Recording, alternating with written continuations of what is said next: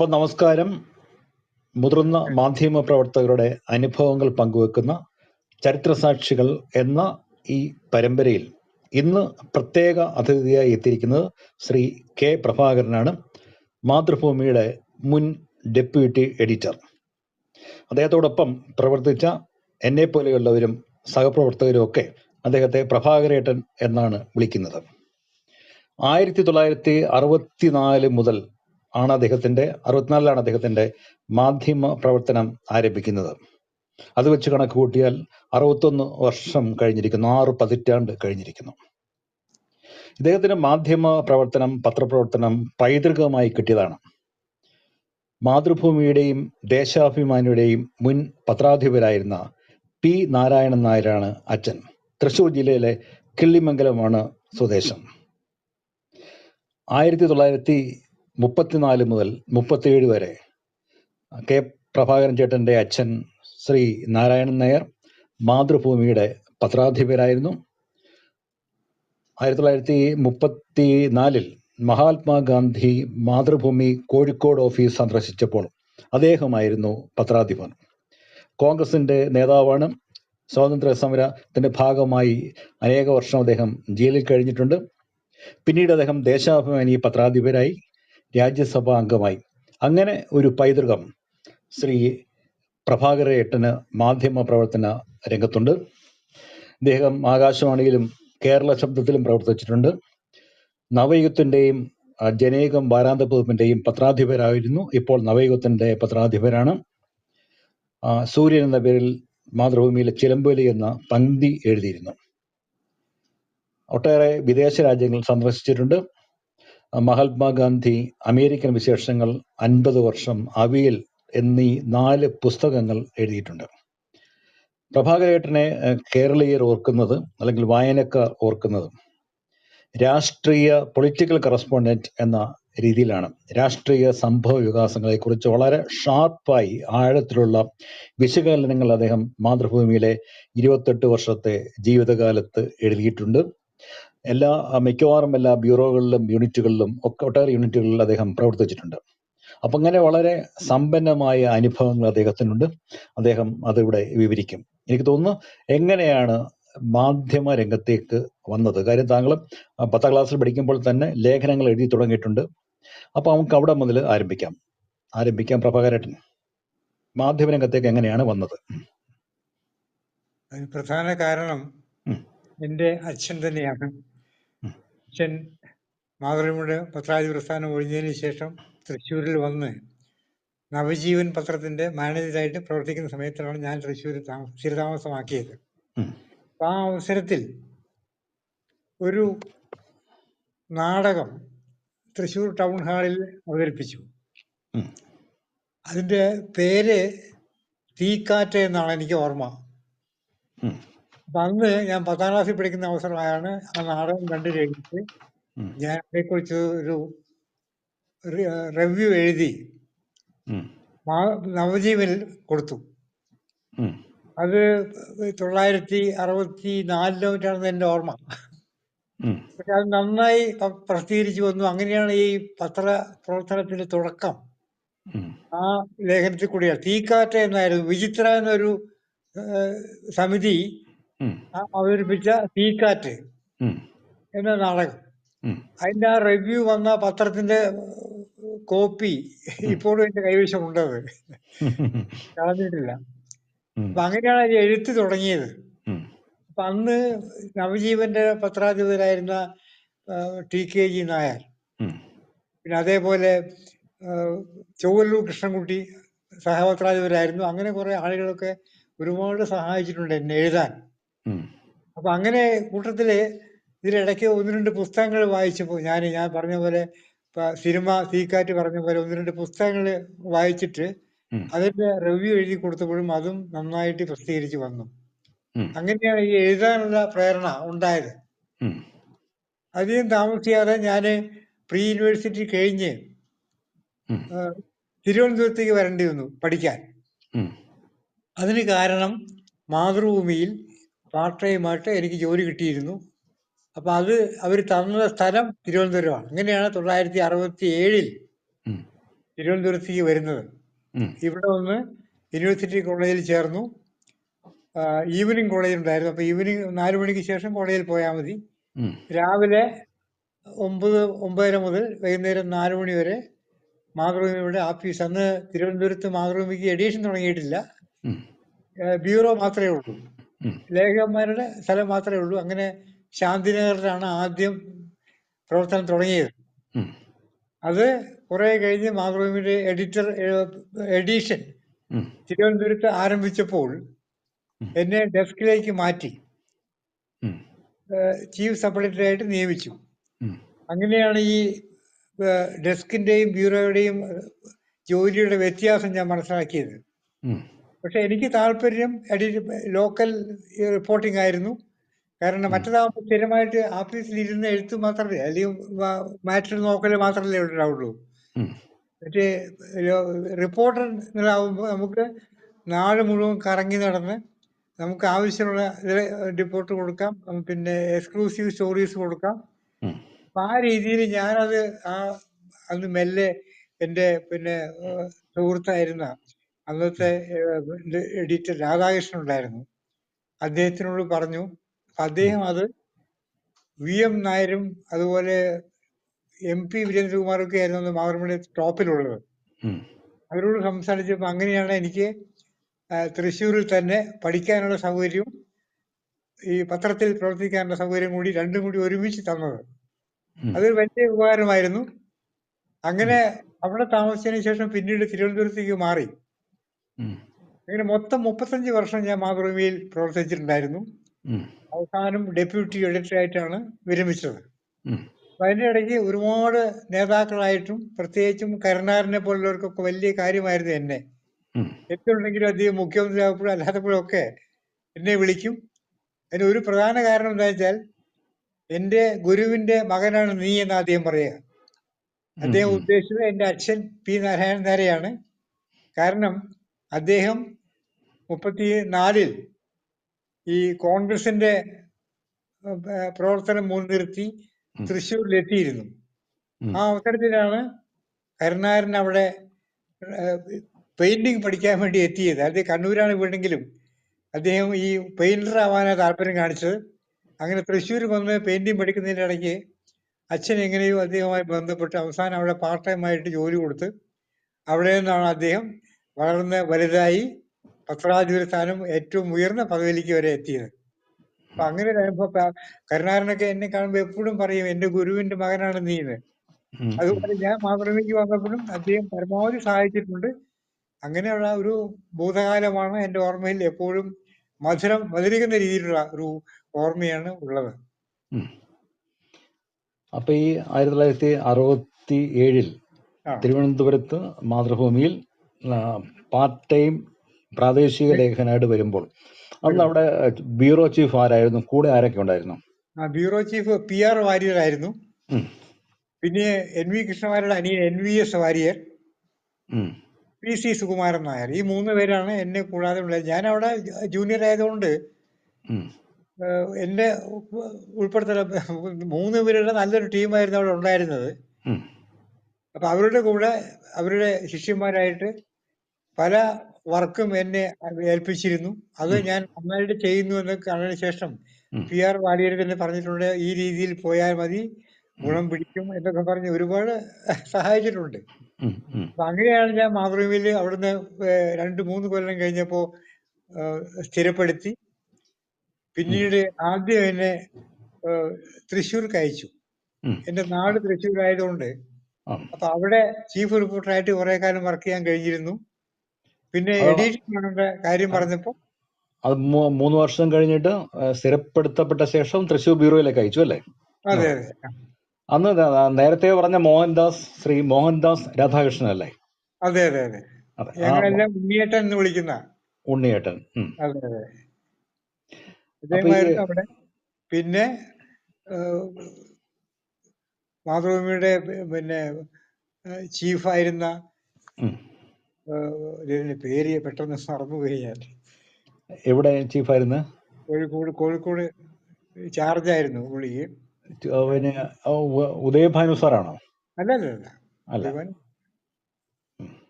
ഗോപി പഴയന്നൂരിന്റെ ഒക്കെ വർക്ക് ചെയ്യുന്ന അവസരത്തിൽ ഉം. വേണുഗോപാൽ ടി വേണുഗോപാൽ വേണുഗോപാൽ വേണുക്കുറുപ്പ് എന്ന് എല്ലാവരും വിളിക്കുന്ന ശ്രീ അതെ ടി വേണുഗോപാൽ. അദ്ദേഹമായിരുന്നു അന്ന് ചാർജ്. അപ്പോ ഈ വാർത്തകൾ ശേഖരിക്കുന്നതിനുള്ള ഇതില് അതിൽ എന്നെയും കൂടി പലപ്പോഴും അദ്ദേഹം സഹകരിപ്പിച്ചിരുന്നു. അപ്പൊ അങ്ങനെ പത്രസമ്മേളനങ്ങള് പരിപാടികൾ ഒക്കെ കവർ ചെയ്ത് തുടങ്ങിയത് അങ്ങനെയാണ്. അത് ഏറ്റവും കൂടുതൽ സഹകരിച്ചത് വേണുക്കുറുപ്പ് എന്ന് എല്ലാവരും പറയുന്നത് ടി വേണുഗോപാലാണ്. അദ്ദേഹം ഒന്ന് തൃശ്ശൂർ ബ്യൂറോയിലായിരുന്നോ? അല്ലല്ല, കോഴിക്കോട്ടായിരുന്നു. കോഴിക്കോടായിരുന്നു. കോഴിക്കോട് വന്നിട്ട് ഡയറക്റ്റ് ചെയ്യായിരുന്നു. ഞാൻ തൃശ്ശൂരായിരുന്നു. തൃശ്ശൂർ ബ്യൂറോയിൽ എത്ര വർഷം ഉണ്ടായിരുന്നു? തൃശ്ശൂർ ബ്യൂറോ 3 വർഷമാണ് എന്റെ ഓർമ്മ.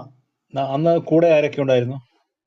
കൂടെ മറ്റേ ഒരു വിജയൻ ഉണ്ടായിരുന്നു, എ കെ വിജയൻ കുറുക്കഞ്ചേരി ഉള്ള ആള്. പിന്നെ അതുപോലെ വേറെ 2 പേരും കൂടെ ഉണ്ടായിരുന്നു. ഒരു സ്ത്രീ ഉണ്ടായിരുന്നു, പേര് ഓർമ്മ വരുന്നില്ല കേട്ടോ. അത് സാരമില്ല. അപ്പൊ ഈ ബ്യൂറോയിൽ പിന്നെയും വർക്ക് ചെയ്തിട്ടുണ്ട് അല്ലേ? തൃശ്ശൂർ അല്ലാതെ ന്യൂസ് ബ്യൂറോയിൽ പിന്നെയും തിരുവനന്തപുരത്ത് വന്നിട്ടുണ്ടല്ലോ. തിരുവനന്തപുരത്ത് വന്നിട്ടുണ്ട്. ഞങ്ങള് 85 ഞങ്ങളൊക്കെ അവിടെ എത്തുമ്പം അന്ന് പ്രഭാകരേട്ടൻ ചീഫ് സബ് ആയിരുന്നു. അതെ. അത് കഴിഞ്ഞിട്ട് പിന്നെ ഈ കോട്ടക്കൽ എഡീഷൻ തുടങ്ങിയപ്പോഴേ എന്നെ കോട്ടക്കലേക്ക് മാറ്റി കുറച്ചു കാലം. 2 വർഷത്തോളം അവിടെ ഉണ്ടായിരുന്നു. അത് കഴിഞ്ഞ് പിന്നെ വീണ്ടും തിരിച്ച് തിരുവനന്തപുരത്ത് വന്നതിന് ശേഷം പിന്നെ എവിടേക്കും അങ്ങനെ മാറ്റം ഉണ്ടായിട്ടില്ല.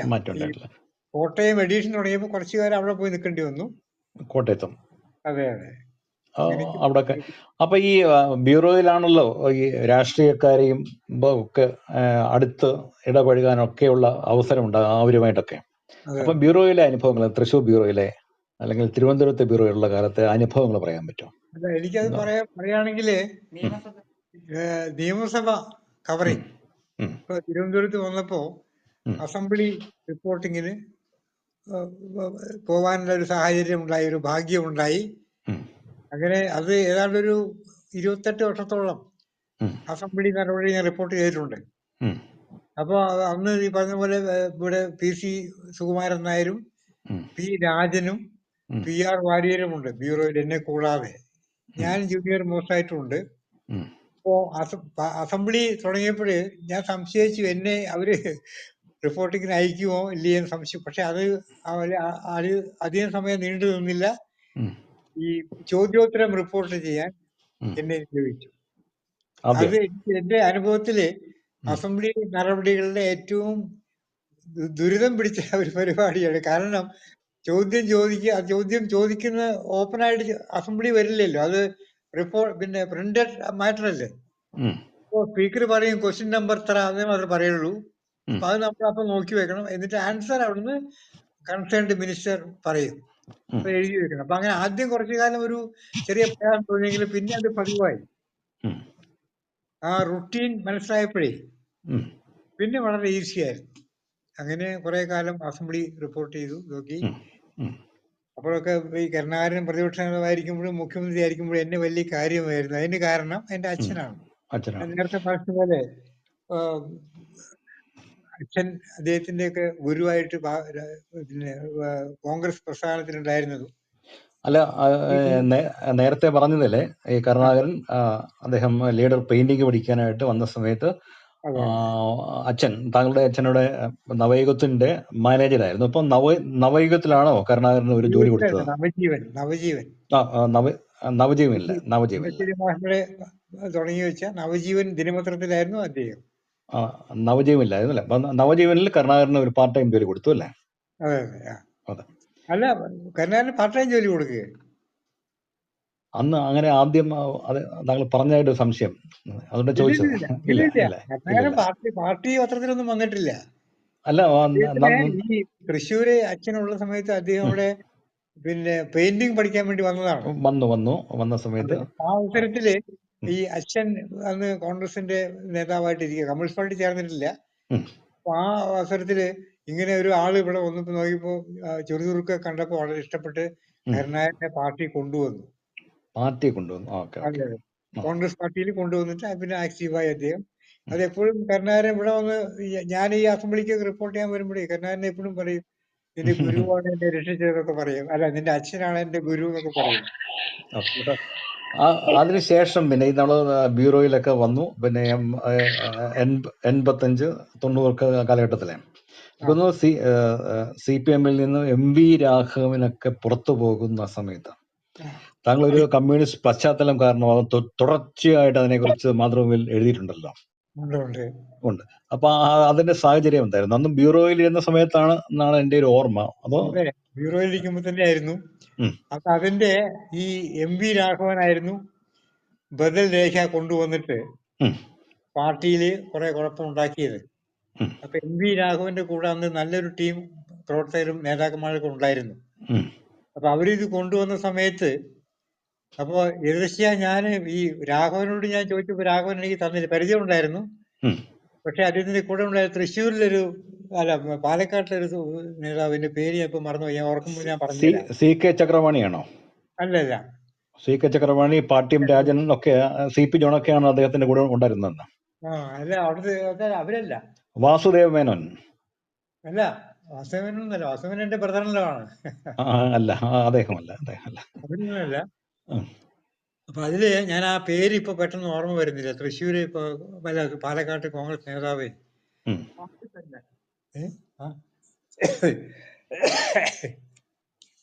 പാലക്കാട്ടെ കോൺഗ്രസ് നേതാവിന്റെ പേര് ഓർക്കുന്നില്ല. കുഴപ്പമില്ല, ഓർക്കുന്നില്ല. അദ്ദേഹമാണ് എന്നെ വിളിച്ചിട്ട് പാലക്കാട്ട് വരണം എന്ന് പറഞ്ഞിട്ട് ഞാൻ പാലക്കാട്ട് പോയി. അവിടെ വെച്ചാണ് അദ്ദേഹം കുറെ രഹസ്യങ്ങൾ പറഞ്ഞു. അതൊക്കെ ഞാൻ പ്രത്യേകം എഴുതി. അതിന്റെ കൂട്ടത്തിലാണ് ബദൽ രേഖ, MV രാഘവന്റെ ബദൽ രേഖ. അതും പാലക്കാട്ടിൽ നിന്ന് എനിക്ക് എതിർച്ചയായി കിട്ടിയതാണ്. അതും മാതൃഭൂമിയിൽ 2-3 ദിവസം മെയിനായിരുന്നു. അതെ, അത് വലിയ കോളിടൊക്കെ ഉണ്ടാക്കി. അതിന്റെ ചർച്ചകളിൽ വഴിതിരിച്ചു വിട്ട ആ രേഖയുടെ പ്രസിദ്ധീകരണമാണ്. എനിക്ക് വൈരാഗ്യം പ്രധാനമായിട്ട് ഈ കാര്യത്തിലാണ് കിട്ടിയത്. അന്ന് നായനാരൊക്കെ ബദൽ രേഖ അവതരിപ്പിച്ച അതിനെ പിന്തുണച്ചുള്ള കൂട്ടത്തിലുണ്ടായിരുന്നു അല്ലേ? അതെ, പക്ഷെ ആര് പരസ്യമായിട്ട് പറഞ്ഞിരുന്നില്ല. അപ്പോ പരസ്യമായിട്ട് അന്ന് ആരും പറഞ്ഞിരുന്നില്ല. പക്ഷെ അത് സമയത്ത് ഈ പാലക്കാട്ട് ഒരു പാർട്ടി സമ്മേളനം നടന്നിരുന്നു. ആ അവസരത്തിലാണ് ഇത് പിന്നെ ബദൽ രേഖ. അപ്പൊ അവിടെ വെച്ച് പിന്നെ MV രാഘവന്റെ അനുയായി ആയിരുന്ന ഒരാളാണ് എനിക്ക് ഈ ബദൽ രേഖയുടെ കോപ്പി തന്നത്. പാലക്കാട്ട് ബദൽ രേഖയുടെ കോപ്പി തന്നു. അതെ, അത് അന്ന് തന്നെ തൃശ്ശൂര് പോയി കംപ്ലീറ്റ് അടുത്ത ദിവസത്തെ പത്രത്തിൽ 6 കോളോ 7 കോളോ ഹെഡിങ്ങിലാണ് വന്നത്, എന്റെ വൈരയിലും വെച്ചിട്ട്. അതെ, ഓർക്കുന്നുണ്ട്. അങ്ങനെയാണ്. പിന്നെ അതിന്റെ കണ്ടിന്യൂഷൻ ആയിട്ട് അതിന്റെ ഫോളോ അപ്പ് ആയിട്ട് പിന്നെ 3-4 ദിവസം കൂടി ഒരുപാട് സ്റ്റോറികൾ ഞാൻ കൊടുത്തിരുന്നു. വന്നു. പിന്നെ ഒത്തിരി അപഗ്രഥന റിപ്പോർട്ടുകൾ എഴുതിയ അല്ലേ, രാഷ്ട്രീയ സംഭവ വികാസങ്ങളെ കുറിച്ച്. അപ്പൊ ഈ വ്യക്തിബന്ധം ഉണ്ടായിരുന്നോ ഈ പറഞ്ഞ അന്നത്തെ MV രാഘവന്റെ കൂടെയുള്ള അല്ലെങ്കിൽ കമ്മ്യൂണിസ്റ്റ് പ്രസ്ഥാനത്തിന്റെ കൂടെയുള്ള അന്ന് നേതാക്കന്മാരും? ഉണ്ടായിരുന്നു. അതില് എനിക്ക് ഈ പേരുകൾ പെട്ടെന്ന് ഓർമ്മ വരുന്നില്ല. അദ്ദേഹത്തിന്റെ സുഹൃത്തായ ഒരാള് പാലക്കാട്ടെ ഉണ്ടായിരുന്നു. അത് ഓർമ്മ വരുന്നില്ല എന്ന് പറഞ്ഞു. വരുന്നില്ല, ആളുടെ പേര് ഓർമ്മ വരുന്നില്ല. അദ്ദേഹം പിന്നെ കാരണം ഞാനന്ന് ഗസ്റ്റ് ഹൗസിൽ താമസിക്കുകയായിരുന്നു. അപ്പൊ ഈ ബദൽ രേഖ എനിക്ക് കൊണ്ടുവന്ന് തന്നത് അദ്ദേഹമായിരുന്നു. ചക്രവാണിയാണ് അവിടെയുള്ള ഒരു നേതാവ്. അദ്ദേഹമല്ല അല്ലേ? ചക്രവാണിയല്ല. എനിക്ക് പിന്നെ പെട്ടെന്ന് ഇപ്പൊ ചക്രവാണിയല്ല. അത് കൊണ്ടുവന്ന് ബദൽ രേഖ എന്റെ കയ്യിൽ തന്നു. ഞാൻ അങ്ങനെ അടുത്ത ദിവസം പത്രത്തിൽ തന്നെ ഇതാ ബദൽ രേഖ എന്നും പറഞ്ഞിട്ടാണ് കൊടുത്തത്. എനിക്കിപ്പോഴും ഓർമ്മയുണ്ട്, ഒരു 6-7 ഹെഡിങ്ങില്. അപ്പൊ അന്ന് സത്യം പറഞ്ഞാൽ അന്നൊരു പിന്നെ CMP സ്പെഷ്യലിസ്റ്റ് ആയിട്ടാണ് അകത്ത് അറിയപ്പെട്ടതല്ലേ മാതൃഭൂമിയിലെ? അതെ, താങ്കൾ ഇവിടെയും പിന്നെ ഗോവിന്ദൻകുട്ടി ഇന്ത്യൻ എക്സ്പ്രസിലും തുടർച്ചയായി എഴുതിയാണ് MV രാഘവനെ പുറത്താക്കലിൽ കലാശിച്ചത് എന്ന് പറയപ്പെടുന്നുണ്ടല്ലേ? അതുണ്ട്. അല്ല, അത് വാസ്തവം പറയാം. കാരണം വെച്ചാല് നമ്മൾ അത്ര ഡീറ്റെയിൽസ് ആയിട്ടേ ഒരു 4-5 ദിവസം പിന്നെ ഇത് തന്നെയായിരുന്നു ബദൽ രേഖ. അതെ. ഡീറ്റെയിൽസ് പിന്നെ ആ ബദൽ രേഖയുടെ കംപ്ലീറ്റ് കോപ്പി എനിക്ക് കിട്ടി. അപ്പൊ അന്നത്തെ 8 കോളം ഹെഡിങ്ങിൽ മാതൃഭൂമിന് ഞാൻ എപ്പോഴും ഓർക്കുന്നു. ഇത് അന്ന് അന്ന് അന്ന് പത്രാധിപർ നാലപ്പാടായിരുന്നു, MD നാലപ്പാടായിരുന്നോ അതോ അതിന് MD നാലപ്പാട് നാലപ്പാടായിരുന്നു? എനിക്കൊന്ന് അതിനു വേണ്ടിയിട്ട് താങ്കളെ പ്രത്യേകമായി നിയോഗിച്ചു എന്ന് തോന്നുന്നല്ലേ? നിയോഗിച്ചിരുന്നു. വേറെ ഒന്നും ചെയ്യേണ്ട അത് കഴിഞ്ഞ് അങ്ങനെ കുറെ ദിവസം അതിന്റെ പിന്നിലായിരുന്നു. അത് കാരണം ഈ പാർട്ടിയുടെ മറ്റു നേതാക്കൾക്കൊക്കെ ഭയങ്കര ദേഷ്യമായിരുന്നു എന്നോട്. നീ എന്നോട് ഇങ്ങനെ എന്ത് ചെയ്തെന്നൊക്കെ ചോദിച്ചു. മറ്റേ കണ്ണൂരിലെ അണ്ണൻ. കണ്ണൂരിലെ അണ്ണൻ എന്ന് പറയുന്നത്, കണ്ണൂരിലെ അണ്ണൻ എന്ന് പറയുന്നത് ആരാണ്? അണ്ണൻ അല്ല, അതിന്റെ പേരില്ല, KK അണ്ണൻ എന്ന് പറഞ്ഞിട്ടേ. KK അണ്ണൻ. Okay okay.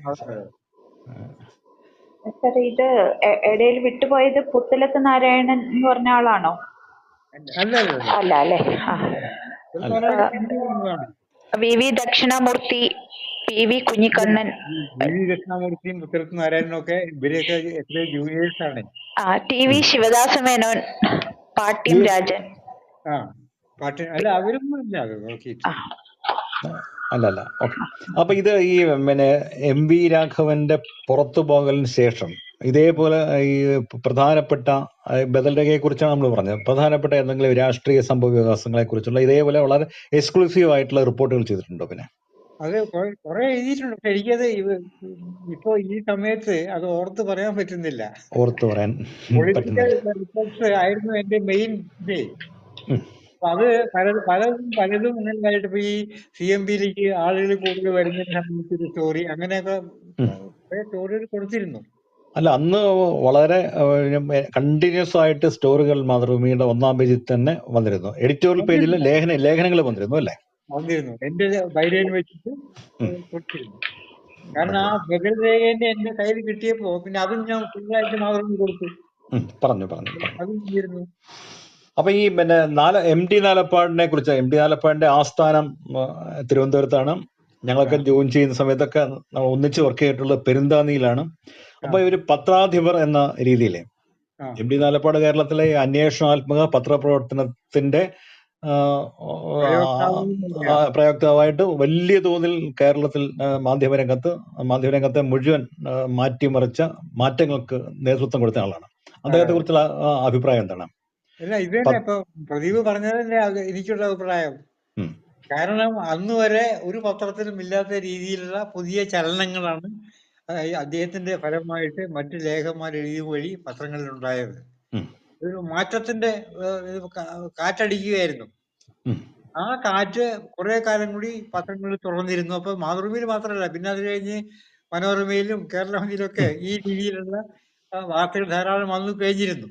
അതെ, അതിന്റെ ഒരു ഇമ്പാക്ട് എല്ലാ പത്രങ്ങളിലും കേരളത്തിലെ മാധ്യമരംഗത്ത് പൊതുവെ ഉണ്ടായി ആ കാലത്തല്ലേ? ഉണ്ടായി. അത് ഈ റിപ്പോർട്ടർമാർക്കൊക്കെ അദ്ദേഹം പൂർണ്ണ സ്വാതന്ത്ര്യം നൽകിയിരുന്നു അല്ലേ? അതുണ്ട് തീർച്ചയായിട്ടും. അപ്പൊ ഈ വീരേന്ദ്രകുമാർ MD ആയിരിക്കുമ്പോഴേ, അപ്പോ പിന്നെ ഞാൻ ഈ കമ്മ്യൂണിസ്റ്റ് പാർട്ടിയില് ഇതുണ്ടായിരുന്നല്ലോ. അപ്പൊ ഞാന് ചില ലേഖനങ്ങളൊക്കെ പാർട്ടി അനുകൂലിക്കുന്ന ലേഖനങ്ങളൊക്കെ എഴുതി അയച്ചിരുന്നു. അപ്പൊ ഒരു ദിവസം എന്നെ വിളിച്ച് പറഞ്ഞു, പ്രഭാര, ഞാനും കമ്മ്യൂണിസ്റ്റ് ആണ്, പക്ഷെ മാതൃഭൂമി കോൺഗ്രസിന്റെ പത്രമാണെന്ന് ഓർമ്മ കേട്ടോ. ഇപ്പോഴും എന്റെ മനസ്സിലുണ്ട്. അപ്പൊ അതിനുശേഷം ഞാനൊന്ന് ലൈറ്റ് ആയിട്ടാണ് ആ കാര്യങ്ങൾ എഴുതിയിരുന്നത്. അല്ല, ഞാൻ ഒരു കാര്യം ചോദിക്കാൻ വിട്ടുപോയി. CPIയിലെ പാർട്ടി അംഗത്വം ഉണ്ടായിരുന്നോ? എനിക്കോ? ഉണ്ട്. ഇപ്പോഴും ഉണ്ടോ? ഇപ്പോഴും ഉണ്ട്. അച്ഛന്റെ പാരമ്പര്യം ഉണ്ട്. സാറേ, ഇതിന്റെ ഇടയിൽ ഒരു കാര്യം കൂടി ചോദിച്ചോട്ടെ. അങ്ങ് KP കേശവമേനോനെ കണ്ടിട്ടുണ്ടോ? ഉണ്ട്. അദ്ദേഹത്തിനെയും കൂടി, അദ്ദേഹവും അതേ VP രാമേന്ദ്രൻ സാറും, അവരുടെ ഒരു കാലം കൂടി ഒന്ന് പറയാമോ? അല്ല, പിന്നെ KP കേശവമേനോന്റെ തുടക്കം മുതലേ ഒരു ഡിസിപ്ലിൻഡ് ഇതായിരുന്നു. അച്ചടക്കം മുൻനിർത്തിയുള്ള ഒരു പ്രവർത്തനമായിരുന്നു അദ്ദേഹം നിർദ്ദേശിച്ചിരുന്നത്. ആരെയും മുറിപ്പിക്കാത്ത രീതിയിലുള്ള ഒരു ഇത്. പക്ഷെ VPR അങ്ങനെ ആയിരുന്നില്ല. VPR വന്നപ്പോ അന്ന് ആറ്റിറ്റ്യൂഡ് മാറ്റി വിമർശിക്കേണ്ടതിനെ കർശനമായി വിമർശിച്ചു. അങ്ങനെയാണ് BPR കൂടുതൽ. അതിന്റെ ഫലമായിട്ട് പത്രത്തിന്റെ സർക്കുലേഷൻ കൂടുകയും ചെയ്തു. അപ്പൊ ഈ പത്ര സർക്കുലേഷൻ കൂട്ടുന്നതിൽ VP രാമേന്ദ്രൻ വലിയൊരു പങ്ക് വഹിച്ചിട്ടുണ്ട്. അതാണ് അതിനെപ്പറ്റി എനിക്ക് പറയാം. അദ്ദേഹത്തിന്റെ കാലത്തല്ലേ തിരുവനന്തപുരത്തേക്ക് മാതൃഭൂമി മാറ്റിയതും അല്ലേ? അല്ല, പുതിയ ഓഫീസ് തുടങ്ങിയത് അദ്ദേഹത്തിന്റെ സമയത്തല്ലേ? അതെ അതെ. അതിനു മുമ്പ് ബ്യൂറോ ഉണ്ടായിരുന്നു ഇവിടെ. PR വാര്യരും NVS വാര്യരും P രാജനും അവസാനമായപ്പോഴേക്കും ഞാനും, അങ്ങനെ 4 പേരായിരുന്നു ബ്യൂറോയിലുള്ളത്. അപ്പൊ അത് കഴിഞ്ഞ് പെരുന്നാളിൽ സ്ഥലം വാങ്ങിച്ച് അവിടെയാണ്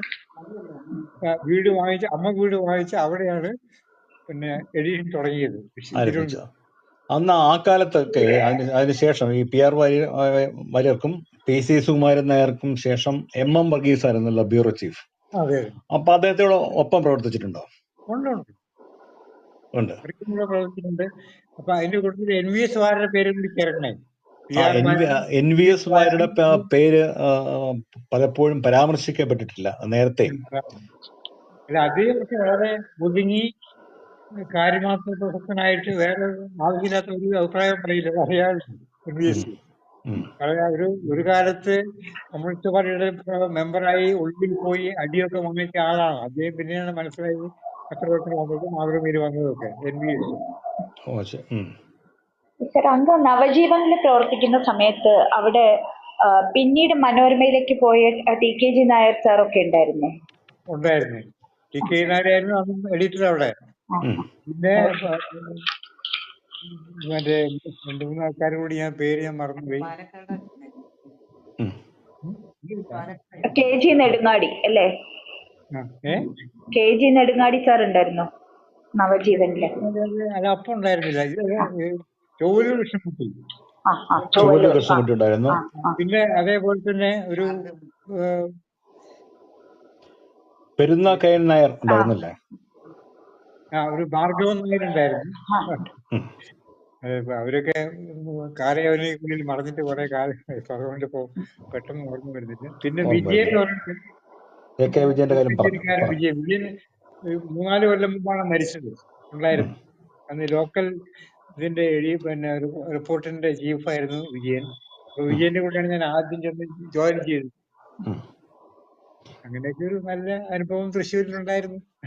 ഈ ബദൽരേഖ വന്നതിന് ശേഷം പിന്നീടുണ്ടായ സംഭവഗതികള് അങ്ങ് റിപ്പോർട്ട് ചെയ്തിട്ടുണ്ടാവില്ലേ? ഏതാ? ബദൽരേഖയ്ക്ക് ശേഷം പിന്നീട് പാർട്ടിയിൽ ഉണ്ടായിട്ടുള്ള ഒരുപാട് പ്രശ്നങ്ങൾ അതും റിപ്പോർട്ട് ചെയ്തിട്ടുണ്ടായിരുന്നില്ലേ? പാർട്ടിയുടെ ഞാൻ കൊടുത്തിരുന്നു, നന്നായിട്ട് പബ്ലിഷ് ചെയ്തിരുന്നു. അത് കാരണം ഹലോ ഹലോ ഹലോ ഹേമൻ ചോദിച്ചതിന് അദ്ദേഹം നേരത്തെ ഉത്തരം പറഞ്ഞിരുന്നു അല്ലെ? അപ്പൊ അന്ന് ഈ മാതൃഭൂമിയിലുള്ള സമയത്ത് താങ്കളും P ബാലകൃഷ്ണനും കരൂർ ശശിയും ഒക്കെ ആയിരുന്നല്ലോ ചീഫ് സബ് എഡിറ്റേഴ്സ് അല്ലേ? ഈ കരൂർ ശശിയേട്ടനെ കുറിച്ചുള്ള ഓർമ്മകൾ വല്ലതും പറയാനുണ്ടോ?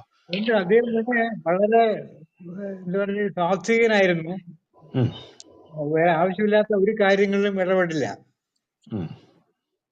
പിന്നെ ജോലി നോക്കി അത് കഴിഞ്ഞാൽ പിന്നെ സ്ഥലം വിടും. വേറെ സാധാരണ പത്രപ്രവർത്തകരാകുമ്പോഴ് അവര് മറ്റ് ചില മേഖലകളിലേക്കും കൂടി പോകുമല്ലോ, കലയോ സാഹിത്യമോ ഒക്കെ ആയിട്ട്. പക്ഷെ ഈ പുള്ളി അങ്ങനെ യാതൊരു പരിപാടിയും ഉണ്ടായിരുന്നില്ല.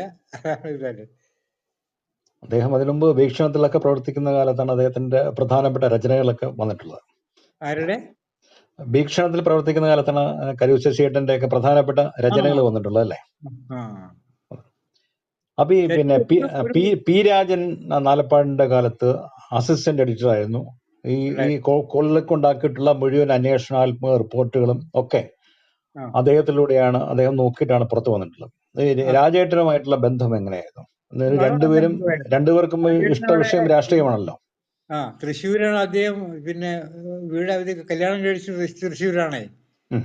അപ്പോ സ്ഥിരതാമസം കുറെ കാലം അവിടെ ഉണ്ടായിരുന്നു. അപ്പൊ ഞാനന്ന് ബ്യൂറോ ചീഫായിട്ട് അവിടെ ഉണ്ട്. അദ്ദേഹം സെക്രട്ടറിയായിട്ടും വന്നു. ആ അവസരത്തിലൊക്കെ ഒരുപാട് സഹായിച്ചിട്ടുണ്ട് കേട്ടോ, എല്ലാ കാര്യങ്ങളിലും. ഇപ്പോഴും ആ 90 വയസ്സ് ഇവര് തൃശ്ശൂരിലെ മാതൃമൊഴി ചടങ്ങിന് പോയപ്പോഴേ പ്രദീപ് അവിടെ ഉണ്ടായിരുന്നില്ല, അല്ലേ? ഇല്ല, ഞാൻ ഉണ്ടായിരുന്നില്ല. അപ്പോ ഞാൻ അവിടെ വെച്ച് കണ്ടു, രാജനെ കണ്ടു, സ്ഥലങ്ങളൊക്കെ പറഞ്ഞു. അതായത് ഞാൻ സത്യവ്രതൻ സാറുമായിട്ട് ഒരുമിച്ച് വർക്ക് ചെയ്തിട്ടുണ്ട്. ഞാൻ വലിയ കുറച്ചു കാലം ഉണ്ടായിട്ടുള്ളൂ. അദ്ദേഹം ഡെപ്യൂട്ടേഷനിൽ തൃശ്ശൂർ ആരോ ലീവ് എടുത്ത് പോയപ്പോഴേ ആ അവസരത്തിൽ കുറച്ചു കാലം 2-3 മാസമേ ഉണ്ടായിരുന്നുള്ളൂ. പക്ഷെ നല്ല ബന്ധമായിരുന്നു. അത് അദ്ദേഹം തിരിച്ചുപോയി. അങ്ങനെയാണ്. KC നാരായണൻ സാർ ഉണ്ടായിരുന്നു തൃശ്ശൂർ, അല്ലേ? ആര്? KC നാരായണൻ സാറ് തൃശ്ശൂർ ഉണ്ടായിരുന്നു.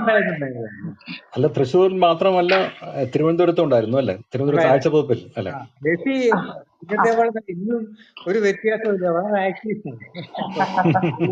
തൃശ്ശൂര് ബാത്റൂമിൽ കിടക്കുന്ന ഞാൻ പോയ സമയത്ത് KCയെ കണ്ടു. പഴയ കാര്യങ്ങളൊക്കെ പറഞ്ഞു. പ്രായമായിരുന്നതും തോന്നില്ല, അത്ര ആക്റ്റീവാണ് ഇപ്പോഴും. അതെ അതെ അതെ. എന്റെ ചീഫായിരുന്നു ഇവിടെ, അവിടെ തൃശ്ശൂരിലല്ലേ? തൃശ്ശൂരിൽ നിന്നാണ് അദ്ദേഹം രാജിവെച്ച് മലയാള മനോരമയിലേക്ക് പോകുന്നത്. അതെനിക്ക് തോന്നുന്നത് ഈ നമ്മുടെ പാർട്ടി പത്രങ്ങളിലെ വേതനം കാര്യം പറയാതിരിക്കുക വേദം. വളരെ ജീവിക്കാനുള്ള കഷ്ടി ഈ സർക്കാരിന്റെ 90 ഒരു റേറ്റ് ഉണ്ടല്ലോ ശമ്പളം, ഈ NGO-മാർ കൊടുത്തിരുന്നു. അതിലും മാതൃകയിലൊക്കെ കൊടുത്തിരുന്നു ശമ്പളം. അപ്പൊ അത് പലർക്കും സഹിക്കാൻ പറ്റില്ല. അങ്ങനെയാണ് പോയതെന്നാണ് എന്റെ അറിവ്. MD വർഗീസ് സാറും പോയിട്ടുണ്ടല്ലോ, KC Narayanan sir. MD Varghese sir സാറുമായിട്ട് ഒരുമിച്ച് ജോലി ചെയ്തിട്ടുണ്ടോ? ആരാ? MD വർഗീസ്. ജോലി ചെയ്തിട്ടുണ്ട്. അപ്പൊ താങ്കൾ ഈ 4 പുസ്തകങ്ങൾ എഴുതിയിട്ടുണ്ടല്ലോ, അതിലെ 50 വർഷം എന്ന പുസ്തകം കാണാൻ പറ്റിയിട്ടില്ല. അത് എന്തിനെ കുറിച്ചാണ്? 50 വർഷം നമ്മുടെ സോഷ്യൽ ലൈഫിനെ പറ്റി, അതിന്റെ ചേഞ്ചസ്. 50 വർഷത്തിനുള്ളിൽ ഇന്ത്യയിലാണോ അതോ കേരളത്തിൽ വന്ന സാമൂഹിക മാറ്റങ്ങളെ കുറിച്ചാണോ? മാറ്റങ്ങളെ കുറിച്ച്. അത് 50 വർഷം മുമ്പുള്ള പ്രധാനമന്ത്രി ഉദ്ദേശിച്ചത് അന്നത്തെ സാമൂഹിക ജീവിതം. അങ്ങനെ എഴുതിയിരിക്കുന്നു നമ്മൾ. അതെ, 50 വർഷം. പിന്നെ അതുപോലെ വേറെ 5 പുസ്തകം കൂടി ഞാൻ എഴുതിയിട്ടുണ്ട്. അതെ. മഹാത്മാഗാന്ധിയെ കുറിച്ചുള്ള പുസ്തകത്തിന്റെ ഉള്ളടക്കം എന്താണ്? അല്ല, അത് അദ്ദേഹത്തിന്റെ ജീവചരിത്രം അല്ലേ? അതുപോലെ പിന്നെ അദ്ദേഹത്തിന് ലേഖനം കൊടുത്തിട്ടുണ്ടായിരുന്നു. കുറച്ചും കൂടെ ഒന്ന് അടുത്ത് വെച്ച് സംസാരിക്കും, ഇടയ്ക്ക് ഡിബേറ്റ് ചെയ്ത് പോകുന്നു. ശരി, ഇപ്പൊ കേൾക്കാമോ? ഇപ്പം കേൾക്കാം. അതുപോലെ ഏറ്റവും അടുത്ത കാലത്ത് 3-4 വർഷം മുന്നേ അവിയൽ എന്ന് പറയുന്ന ലേഖന സമാഹാരം അല്ലേ? അതെ, അത് പ്രസിദ്ധിച്ചു. അവിയല് അതെന്തിനെ കുറിച്ചാണ്?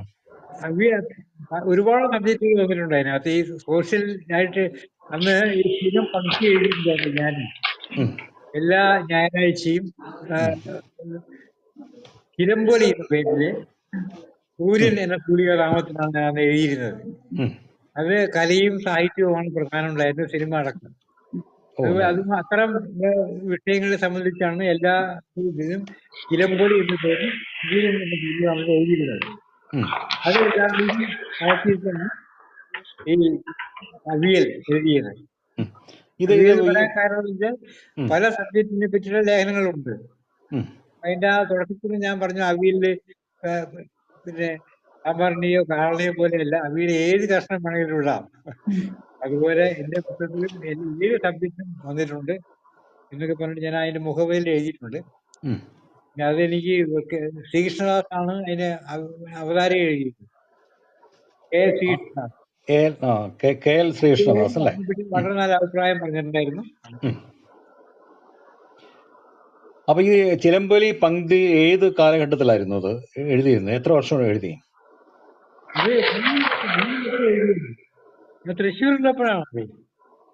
തൃശ്ശൂരുള്ളപ്പോഴാണ് എഴുതിയിരുന്നല്ലേ?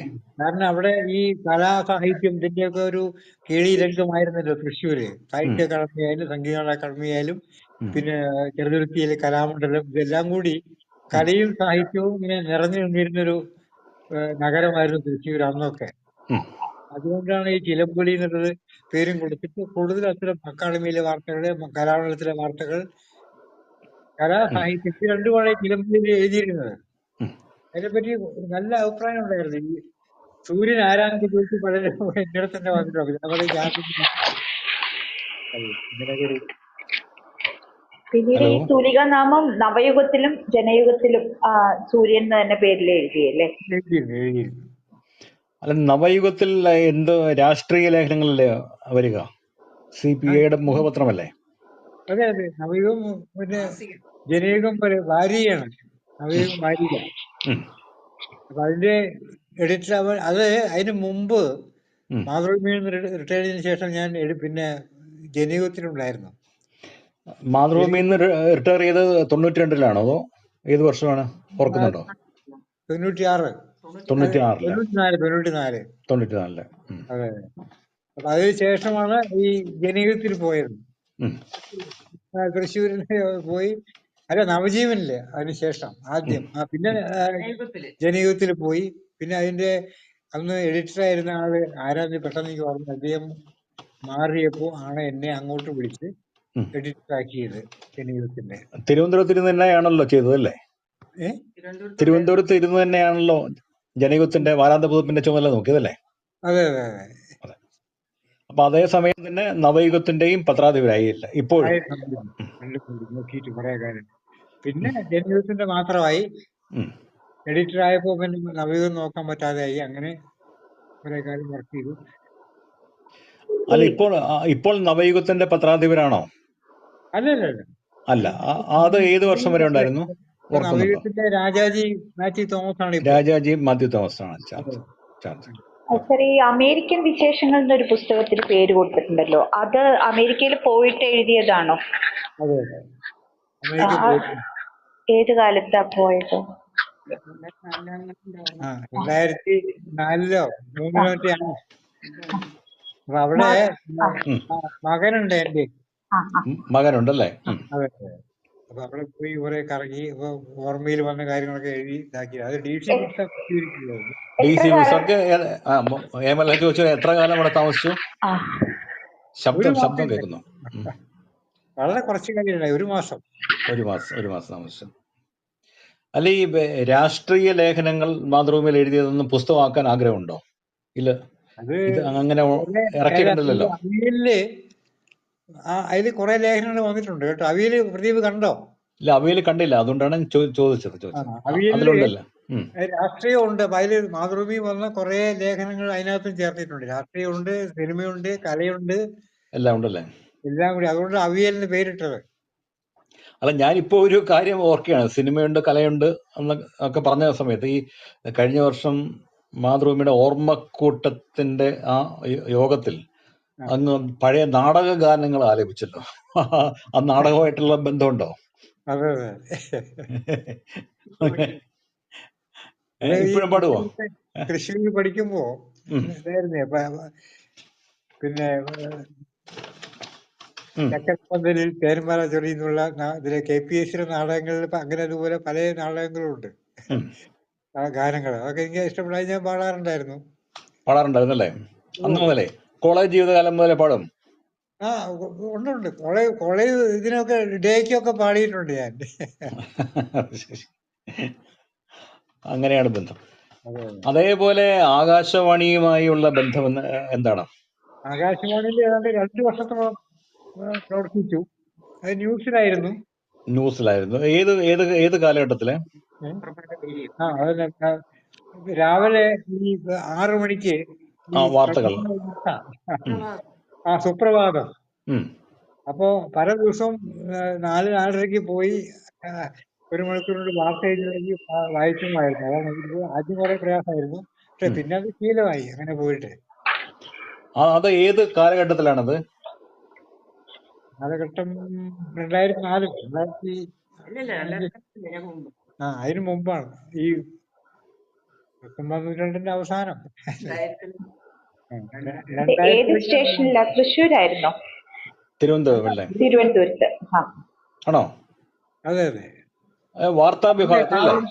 രാവിലത്തെ വാർത്തകൾ തയ്യാറാക്കുന്ന ജോലി. അപ്പൊ അവിടെ നിന്ന് 4 മണിക്ക് അവര് കാർ അയക്കും, വീട്ടിൽ നിന്ന് പോയി അവിടെ പോയിരുന്ന് തയ്യാറാക്കി വായിക്കാൻ കൊടുക്കും. അങ്ങനെയുള്ളൂ. നമ്മുടെ പ്രതാപൻ വർമ്മയൊക്കെ ആയിരുന്നു അന്ന് വായിച്ചിരുന്നത്.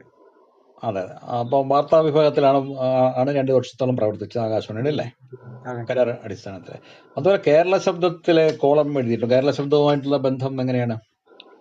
അത് ഈ പിന്നെ കെ ചന്ദ്രൻ അറിയാമല്ലോ, കെ എസ് ചന്ദ്രൻ സ്ഥാപക പത്രാധിപർ അതിന്റെ. പിന്നെ കുങ്കുമം വാരിക വൈക്കം ചന്ദ്രശേഖരനായാലും അതിന്റെ പത്രാധിപര്. അതെ.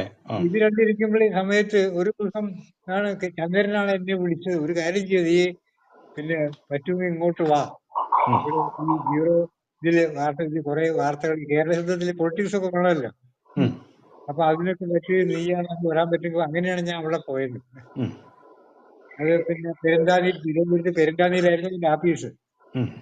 അപ്പൊ കുങ്കുമത്തിന്റെ എഡിറ്ററായിട്ട് വൈക്കുമുണ്ട്, ഇതിന്റെ എഡിറ്ററായിട്ട് കെ ചന്ദ്രനുണ്ട്, പിന്നെ കല്ലട വാസുദേവൻ, ഇങ്ങനെയൊക്കെ ആനന്ദക്കുറുപ്പ്. കല്ലട വാസുദേവനും പിന്നെ ആരൊക്കെ ഉണ്ടായിരുന്നു? ഓർമ്മയുണ്ടോ? കല്ലട വാസുദേവൻ, പിന്നെ ഒരു പേര് പറഞ്ഞല്ലോ, ആനന്ദക്കുറുപ്പ്. കെ ആനന്ദക്കുറുപ്പോ? ഇതൊക്കെ ഉണ്ടായിരുന്നു. അല്ല, ഇത് ഏത് കാലം? 67 മാതൃഭൂമിയിൽ ജോയിൻ ചെയ്തു. അപ്പൊ അതിന് ഏതാണ്ട് അതേ കാലത്തല്ല കേരള ശബ്ദം ആരംഭിക്കുന്നത്. ഇത് ഹലോ,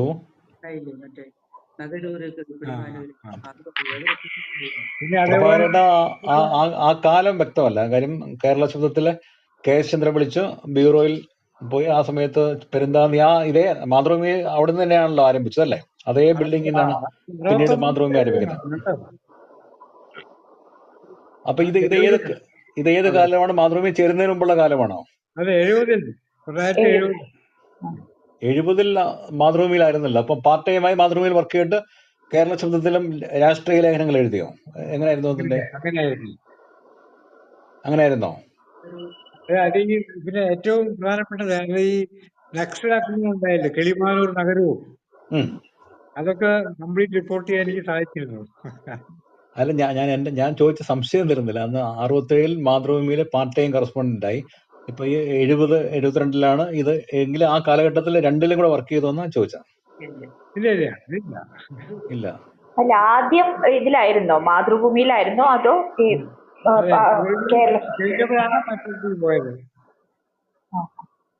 അപ്പൊ ഇടയ്ക്ക് ബ്രേക്ക് ഉണ്ടായി അല്ലേ? മാതൃഭൂമിയിൽ ബ്രേക്ക് ഉണ്ടായി.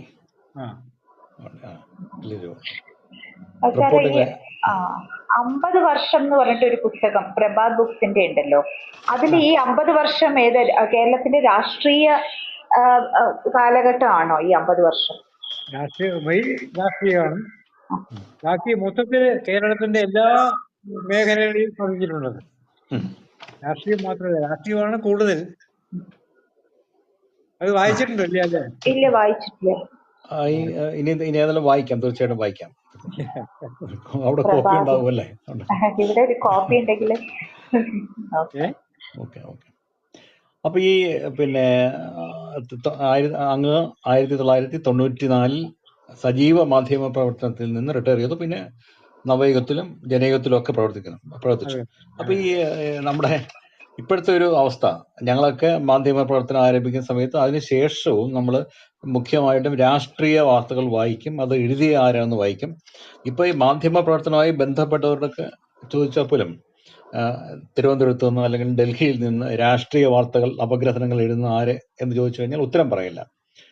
അപ്പൊ എന്തുകൊണ്ടാണ് ഈ മാധ്യമ പ്രവർത്തനത്തിൽ, അച്ചടി മാധ്യമ പ്രവർത്തനത്തിൽ ഈ ആഴത്തിലുള്ള രാഷ്ട്രീയ അപഗ്രഥനങ്ങളും റിപ്പോർട്ടുകളും ഒക്കെ വരുന്നോ?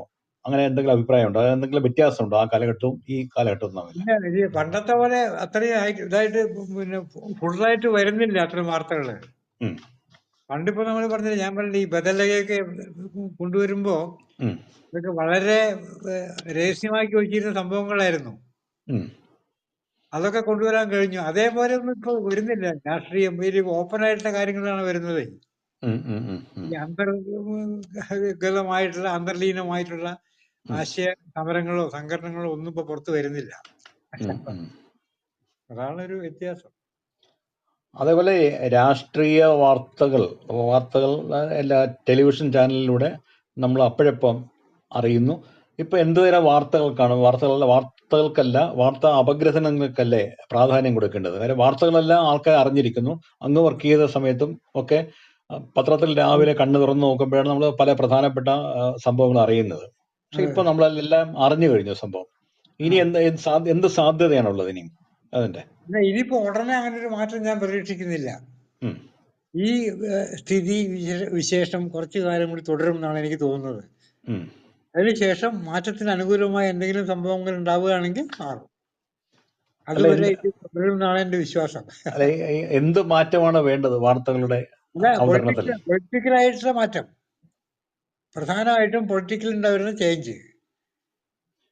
അത് മാധ്യമ പ്രവർത്തകർ അവരുടെ ജോലി എന്താണ് ചെയ്യേണ്ടത്? ഇപ്പം സാധാരണ റിപ്പോർട്ടിങ് അറിഞ്ഞ വാർത്തകൾ തന്നെ വീണ്ടും വീണ്ടും എഴുതുകയാണോ? വാർത്തകൾ ഉണ്ടാക്കുന്ന പ്രത്യാഘാതങ്ങളെ കുറിച്ച്, അതിന്റെ ഭവിഷ്യത്തുകളെ കുറിച്ച് എഴുതുകയാണോ ചെയ്യേണ്ടത്? ഈ റുട്ടീൻ പത്രസമ്മേളനമോ അല്ലെങ്കിൽ സമ്മേളനങ്ങളൊക്കെ ആണെങ്കിൽ അതിന്റെ റുട്ടീൻ അത് ആർക്കും കൊടുക്കാൻ പറ്റും. അങ്ങനത്തെ അല്ല ശരിക്കും പത്രപ്രവർത്തകൻ ചെയ്യേണ്ടത്. എക്സ്ക്ലൂസീവ് ആയിട്ടുള്ള വാർത്തകൾ കൊണ്ടുവരണം. അതായത് അത്ര പരസ്യമായിട്ടല്ലാതെ പല കാര്യങ്ങളും നടക്കുന്നുണ്ട് നമ്മൾ, പ്രത്യേകിച്ചും രാഷ്ട്രീയ രംഗത്ത്. അപ്പൊ അത് കൊണ്ടുവരാൻ കഴിഞ്ഞാൽ ഒരു വലിയ നേട്ടമായിരിക്കും. എനിക്കത് കഴിഞ്ഞു. അതാ ഞാൻ ബദലയുടെ കാര്യം ഞാൻ പറഞ്ഞില്ലേ. പറഞ്ഞു. അതാണ്. അപ്പൊ അങ്ങനെ ഒരു ഇത് ഇന്നിപ്പോ അധികം കാണാനില്ല. അല്ല, അതിനൊക്കെ ഒരു വ്യക്തിബന്ധങ്ങൾ സഹായിച്ചിട്ടുണ്ടല്ലോ. ഇപ്പോഴുള്ള മാധ്യമ പ്രവർത്തകർക്ക് അങ്ങനെ, ഒന്നാമത് മാധ്യമ പ്രവർത്തകര് 3 വർഷം 4 വർഷമൊക്കെ ഒരു സ്ഥലത്തിരിക്കുന്നു, പിന്നെ ട്രാൻസ്ഫർ ആയി പോകണം, അങ്ങനെയൊക്കെയുള്ള പ്രശ്നങ്ങളൊക്കെ ഉണ്ട്. ഈ ഉന്നത രാഷ്ട്രീയ നേതാക്കന്മാരുമായിട്ടുള്ള അടുത്ത ബന്ധങ്ങൾ അല്ലേ, ബന്ധങ്ങളാണല്ലോ ഒരു മാധ്യമ പ്രവർത്തകനെ, റിപ്പോർട്ടറെ പ്രത്യേകിച്ച് മുന്നോട്ട് നയിക്കുന്നത്. തീർച്ചയായിട്ടും. അപ്പൊ പുതിയ തലമുറയിൽപ്പെട്ടവർക്ക് അങ്ങനെയുള്ള ബന്ധങ്ങളുണ്ടോ? പഴയതുപോലെ അങ്ങനെ ബന്ധങ്ങൾ ഇത്തവണ ഇല്ല. ഒരു ജോലിയുടെ ഭാഗമായിട്ട് ആളുകളെ കാണാൻ പറഞ്ഞാൽ പോയി കാണാം എന്നുള്ളതല്ലാതെ ഇൻഡിവിജ്വലായിട്ടൊരു ഇന്റർ കണക്ഷൻ, ഒരു ഡീപ്പ് റിലേഷൻ ഇല്ല. അതിന് ഒരു കാരണം, അങ്ങ് ഒരുപാട് ഈ പ്രസ് ക്ലബിന്റെ സെക്രട്ടറി ആയിട്ടും പ്രസിഡന്റ് ആയിട്ടും ഒക്കെ പ്രവർത്തിച്ചിട്ടുണ്ടല്ലോ. തിരുവനന്തപുരത്ത് ട്രഷറർ ആയിരുന്നു. ഈ ഇതുപോലുള്ള ട്രേഡ് യൂണിയൻ പ്രസ്ഥാനങ്ങളൊക്കെ പലപ്പോഴും മാധ്യമപ്രവർത്തകരുടെ താല്പര്യങ്ങളെ സംരക്ഷിക്കുന്നുണ്ടോ എന്നുള്ള ചോദ്യങ്ങളൊക്കെ ഇപ്പോൾ ഉയർന്നു വരുന്നുണ്ട്. അപ്പൊ അതും ഒരു കാരണമല്ലേ ഇതിനോടുള്ള കമ്മിറ്റ്മെന്റിൽ ഒരു മാറ്റം വരാനായിട്ട്? ഇല്ല, അത് മുമ്പ് അങ്ങനെ ഉണ്ടായിട്ടില്ല കേട്ടോ. മുമ്പ് ആ രീതിയിലൊരു ഇത് എന്റെ അനുഭവത്തിൽ, എന്റെ ഓർമ്മയിലില്ല. അതൊക്കെ ഇപ്പൊ ഈ അടുത്ത കാലത്ത് ഉണ്ടായ ചില സംഭവവികാസങ്ങളാണെന്ന് എനിക്ക് തോന്നുന്നു. എന്റെ അഭിപ്രായം ആണ്. അതേപോലെ ഈ നിയമസഭാ അവലോകനങ്ങൾ പണ്ട് കേരളത്തിലെ ആൾക്കാർ ഏതാണ്ട് പത്രം കാര്യമായി വായിക്കുന്നവരെല്ലാം ആദ്യം വായിച്ചിരുന്ന ഒന്നായിരുന്നു. ഇപ്പം അപഗ്രഥനങ്ങൾ അല്ലെങ്കിൽ നിയമസഭയുടെ നടപടികളെ കുറിച്ചുള്ള പിന്നെ സമഗ്രമായ റിപ്പോർട്ടുകൾ പോലും പല പത്രങ്ങളിൽ കൊടുക്കുന്നില്ല. എന്താകാം അതിന് കാരണം? താങ്കൾ ദീർഘകാലം നിയമസഭ റിപ്പോർട്ട് ചെയ്ത ആളാണല്ലോ. പൊളിറ്റിക്കലായിട്ടുള്ള ഒരു അധോഗമനം എന്നാ ഞാൻ പറയുക. കാരണം ഈ രാഷ്ട്രീയം ഒരു കാലത്ത് ഈ മനസാക്ഷിയുടെ പിന്നെ എന്താ പറയേണ്ട ഒരു വല്ലാത്തൊരു അനുഭവമായിരുന്നു ഇല്ലേ രാഷ്ട്രീയം. ഇപ്പൊ അങ്ങനെ പോയിട്ട് ഈ ഒരു കച്ചവടത്തിന്റെ അന്തരീക്ഷം രാഷ്ട്രീയത്തിൽ വന്നു തുടങ്ങിയോ എന്ന് സംശയമുണ്ട് എനിക്ക്. അതിന്റെ ആഫ്റ്റർ എഫക്റ്റ് ആയിട്ട് പലരും രാഷ്ട്രീയം ശ്രദ്ധിക്കുന്നില്ല എന്നും എനിക്ക് തോന്നുന്നു. അതുകൊണ്ടായിരിക്കും അങ്ങനെ വരുന്നത്. പത്രങ്ങളിലെ പരസ്യങ്ങളുടെ ഒരു പ്രപ്പോർഷൻ ഉണ്ടായിരുന്നല്ലോ ഒരു കാലത്ത്. ഇപ്പൊ അതിലെല്ലാം വലിയ മാറ്റങ്ങൾ വന്നിട്ടുണ്ട്. അതുപോലെ മറ്റ് ഇപ്പൊ ചാനലുകൾ പോലുള്ള അതിലേക്കും പിന്നെ ഒരുപാട് പരസ്യങ്ങളാണ് കടന്നു കയറുന്നത്. ഇപ്പൊ കഴിഞ്ഞ ദിവസത്തെ മാതൃഭൂമി പത്രം വളരെ ശോഷിച്ച ഒരവസ്ഥയിലാണ്. പരസ്യം ഇല്ലെങ്കിൽ പത്രങ്ങൾ ശോഷിച്ചു പോകും എന്നുള്ളത് വളരെ പ്രധാനമാണ്. അപ്പൊ ഈ പരസ്യങ്ങള് വാർത്തകളെ മറികടക്കുന്നുണ്ടോ?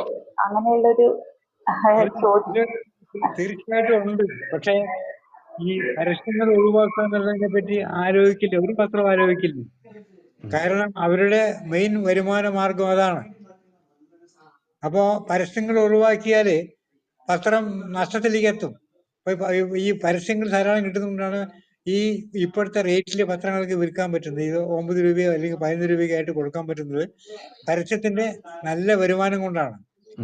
അത് കുറഞ്ഞാൽ ഈ ഈ ഡെയിലി 9 രൂപ അല്ലെങ്കിൽ 10 രൂപ വാങ്ങിക്കുന്ന പത്രത്തിന് അങ്ങനെ വാങ്ങിച്ചാൽ അവർക്ക് നഷ്ടമായിരിക്കും ഫലം.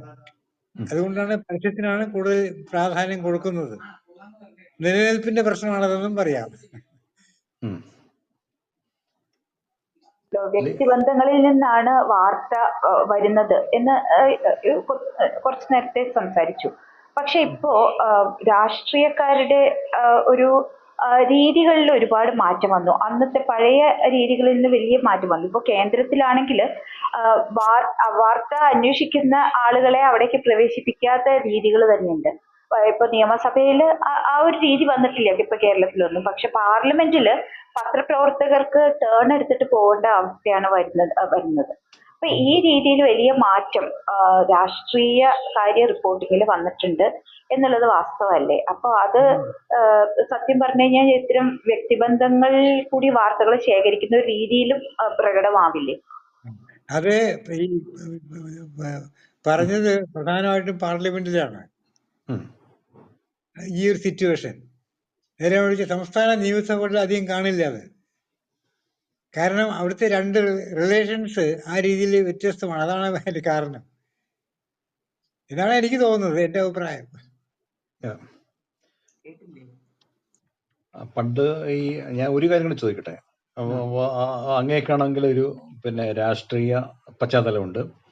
മിക്കവാറും മാധ്യമ പ്രവർത്തകർക്ക് അങ്ങനെയുള്ള പൊളിറ്റിക്കൽ അല്ലെങ്കിൽ സാമൂഹിക ബന്ധങ്ങളൊക്കെയുള്ള പശ്ചാത്തലത്തിൽ നിന്ന് വരുന്നവരായിരുന്നു പത്രപ്രവർത്തകർ ഭൂരിപക്ഷം പേരും. പക്ഷെ പുതിയ തലമുറ താങ്കൾ നേരത്തെ പറഞ്ഞ പോലെ ഒരു ജോലി എന്ന രീതിയിലാണ് വന്നുകൊണ്ടിരിക്കുന്നത്. പക്ഷെ അതുപോലും ഒട്ടും ആകർഷകമല്ലാത്ത അവസ്ഥയിലേക്ക് വേതനം, ജോലി സമയം ഒക്കെ കാരണം ഒക്കെ മാറിയിട്ടുണ്ട്.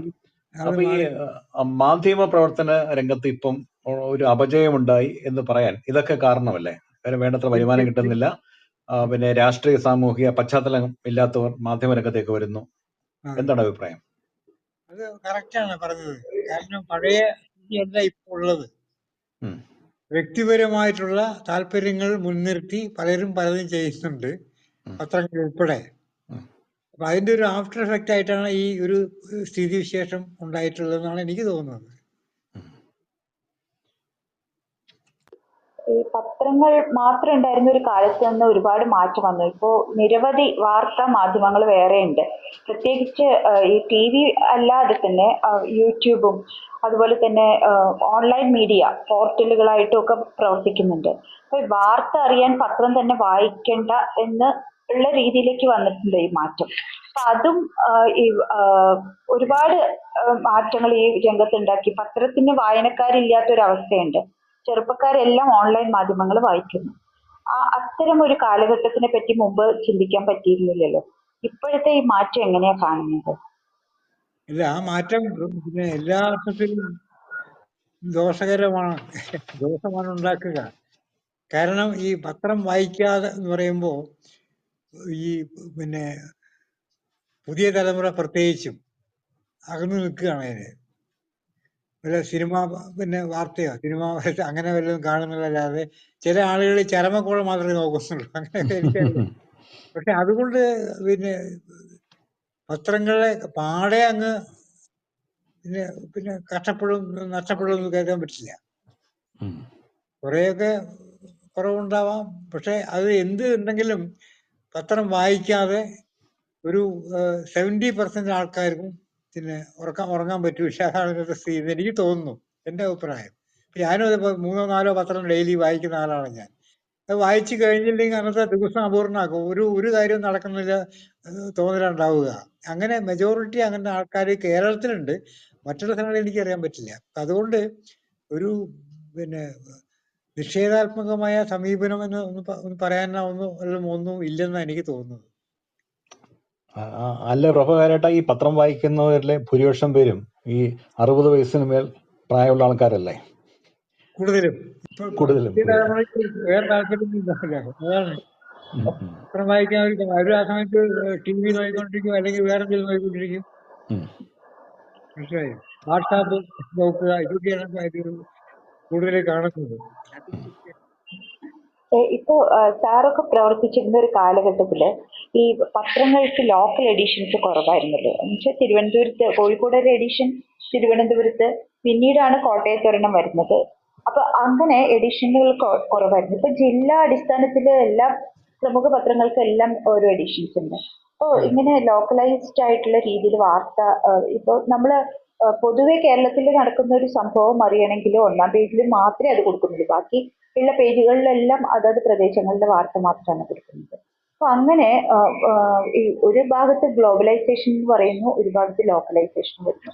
ഇത് എങ്ങനെയാണ് സാർ നോക്കി കാണുന്നത്? അല്ല, അതില് ഈ ഗ്ലോബലൈസേഷൻ ഉള്ളപ്പോ തന്നെ ലോക്കലൈസേഷനും വേണം. കാരണം നാട്ടുമ്പുറങ്ങളിൽ പ്രത്യേകിച്ച് നടക്കുന്ന വിവാഹം, ചരമം, അല്ലെങ്കിൽ വായനശാല വാർഷികം, ഇത്തരം കാര്യങ്ങളൊക്കെ പത്രത്തിൽ വരുന്നതിന് ആ നാട്ടുകാർക്ക് താല്പര്യമുണ്ട്. അപ്പൊ അതുകൊണ്ട് അത് ഒഴിവാക്കാൻ പറ്റില്ല. അതാണ് വസ്തുത.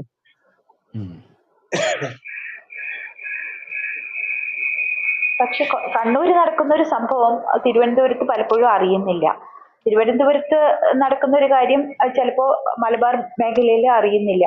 അങ്ങനത്തെ ഒരു പ്രശ്നം വരുന്നുണ്ട് ഈ എഡിഷനുകൾ കൂടുമ്പോൾ ഉള്ള ഒരു അവസ്ഥയില്. അപ്പൊ അത് പത്രം ലേഖകന്മാരുടെ ശ്രദ്ധക്കുറവ് കൊണ്ട് പറ്റുന്നതാണ് എനിക്ക് തോന്നുന്നത്. കാരണം കണ്ണൂർ അറിയേണ്ട ഒരു വാർത്ത കണ്ണൂർ വരണം, ചിലപ്പോൾ ശ്രദ്ധിക്കാതെ ഒഴിവാക്കിയിട്ടുണ്ടാകും. അങ്ങനെ അവനെ സാധ്യതയുള്ളൂ. മറ്റേ അതുപോലെ ഇപ്പോ ഈ പത്രം ഓഫീസുകളിൽ നിന്നും ഓരോ എഡിഷനിലേക്കും ഇൻസ്ട്രക്ഷൻ പോകുന്നുണ്ട്, എന്നെ വാർത്തകൾ കൊടുക്കുന്നുണ്ട്.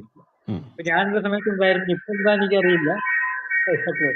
അപ്പൊ ഇന്ന വാർത്തകൾ എക്കോ വരുന്നു ഒരു മൈക്കുന്ന.